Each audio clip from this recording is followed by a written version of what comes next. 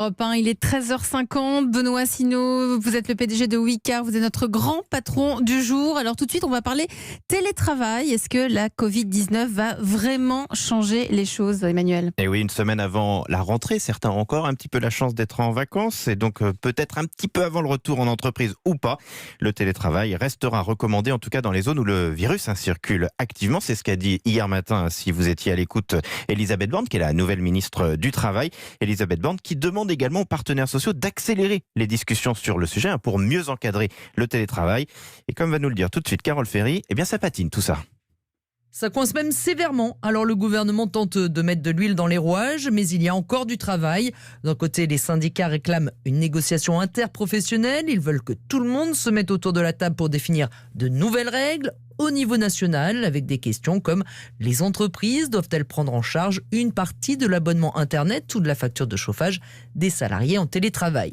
Pour le patronat, la loi telle qu'elle est aujourd'hui suffit largement. Favoriser le télétravail, oui. Le généraliser, non, disent le MEDEF et la CPME. On n'a pas le temps de se battre pour faire revenir les gens au travail quand on a besoin d'eux, me confiait un chef d'entreprise.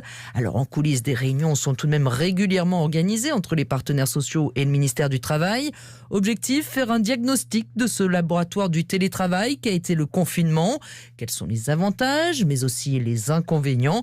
Les conclusions sont attendues début septembre.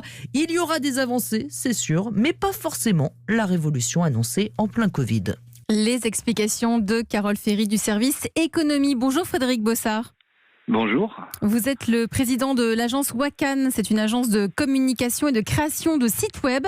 Vous êtes situé à Sophia Antipolis. Alors vous, depuis le 17 mars, vous êtes très bien organisé puisque vous avez mis toutes vos équipes en télétravail. Comment ça se passe concrètement ? Alors déjà, c'est vrai qu'on est dans un domaine où nous, le télétravail est favorisé, puisqu'on travaille que dans le numérique. Donc on a déjà l'habitude de travailler sur des machines et d'être à distance et de pas obligatoirement avoir de besoin de présence. Et donc on a tout déporté en fait sur des serveurs et tout le monde est resté à la maison et on a utilisé les outils qui ont été mis en place et par différents éditeurs de logiciels permettant de faire des réunions à distance, permettant d'échanger des fichiers, permettant de travailler et on a continué à produire. Nous, on n'a pas fait de chômage partiel parce qu'on avait des bons de commande qui étaient signés, donc on a continué et on a pu tout à fait produire et satisfaire les clients avec ce télétravail. Pourtant, nos équipes qui vous ont eu en ligne pour préparer cette interview nous ont dit que avant le confinement, vous n'y croyiez pas du tout au télétravail, en tout cas pas un télétravail aussi poussé. Qu'est-ce qui vous a fait changer d'avis ? C'est pire que ça, j'étais contre. C'est-à-dire que vous leur donniez quoi comme raison ? Les télétravails, on fait rien, c'est ça ? Alors non, là vous êtes méchants. Non, mais je pense qu'il y a moi j'ai jamais pratiqué le télétravail plus que ça. Et depuis maintenant l'agence a près de 20 ans. Et c'est vrai que tous les changements, vous savez, c'est compliqué à faire. Sauf que là, en mars, en fait, le changement il a été fait de force. Donc de force, vous êtes bien obligé de passer sur le télétravail. Et là, vous vous rendez compte en fait que ça fonctionne.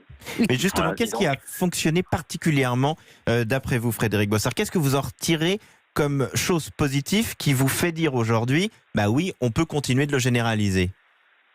Aujourd'hui, on voit que moi, au niveau de nos équipes, tout le monde a pu dialoguer, échanger et travailler parce qu'il y a des outils maintenant qui existent, parce qu'on a des débits Internet qui nous permettent de le faire, ce qui était à mon avis pas possible avant. Et aujourd'hui, ça a bien fonctionné parce qu'on a réussi, grâce à ces outils, à quand même garder ce lien social, ce lien humain, échanger et avoir un travail d'équipe. Certes, on se voyait pas, mais on avait un véritable travail d'équipe avec des points d'ailleurs équipe de manière régulière tous les jours. Oui, mais des points d'équipe tous les jours, vous ne vous voyez pas, vous venez de le dire. On a quand même besoin de cette fameuse collectivité dans un milieu de travail, même si vous travaillez toute la journée devant un ordinateur. Vous ne vous êtes jamais revus depuis le mois de mars ? Alors si, pour tout vous dire, donc au mois de mars, donc on est passé à 100% de télétravail et à partir dès le confinement, en fait, on a commencé à alléger. Aujourd'hui, on est sur un de 3 jours en entreprise et 2 jours en télétravail. Parce que oui, le lien humain, et d'ailleurs Wakan signifie esprit en amérindien, donc le lien humain pour moi est très très important. Et aujourd'hui, nos équipes et les membres de mon équipe doivent se rencontrer, échanger.